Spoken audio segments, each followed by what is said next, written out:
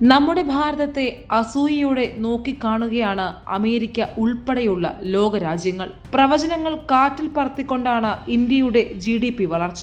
ആഗോള പ്രതിസന്ധികൾക്കിടയിലും ഇന്ത്യൻ സമ്പദ് വ്യവസ്ഥ കരുത്തുറ്റ മുന്നേറ്റം തുടരുന്നതായി GDP കണക്കുകൾ വ്യക്തമാക്കുന്നു. 2026 മാർച്ച് പാദത്തിൽ രാജ്യം 7.7% GDP വളർച്ചയാണ് നേടിയത്. ലോകത്ത് ഏറ്റവും വേഗത്തിൽ വളരുന്ന വലിയ സമ്പദ് വ്യവസ്ഥ എന്ന നേട്ടമാണ് ഇന്ത്യ നിലനിർത്തിയത്.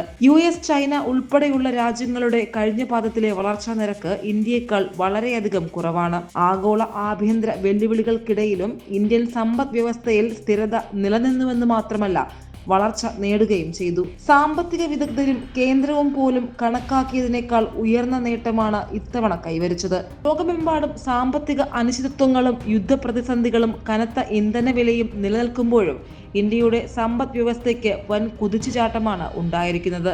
ഇന്ത്യ 7.7% എന്ന മികച്ച GDP വളർച്ചാ നിരക്ക് കൈവരിച്ചതിന് പിന്നിൽ പ്രധാനമായും ആഭ്യന്തര വിപണിയിലെ കരുത്തും കൃത്യമായ സാമ്പത്തിക നയങ്ങളുമാണ്. ഈ ഉയർന്ന വളർച്ചയ്ക്ക് കാരണമായ പ്രധാന ഘടകങ്ങളാണ് ശക്തമായ ആഭ്യന്തര ഉപഭോഗവും നിർമ്മാണ മേഖലയിലെ കുതിച്ചുചാട്ടവും. വിദേശ വിപണികളിൽ ഇടിവുണ്ടായെങ്കിലും ഇന്ത്യക്കകത്ത് ജനങ്ങളുടെ വാങ്ങൽ ശേഷിയും ഉപഭോഗവും വലിയ തോതിൽ വർദ്ധിച്ചു. സ്വകാര്യ ഉപഭോഗത്തിലുണ്ടായ 7.7% വളർച്ച സമ്പദ് വ്യവസ്ഥയ്ക്ക് വലിയ ഉത്തേജനമായി. കൂടാതെ നിർമ്മാണ മേഖലയിൽ 10.7% എന്ന മികച്ച വളർച്ചയാണ് രേഖപ്പെടുത്തിയത്. മേക്ക് ഇൻ ഇന്ത്യ പോലുള്ള പദ്ധതികളും തദ്ദേശീയ ഉൽപാദനവും ഇതിന് ആക്കം കൂട്ടി.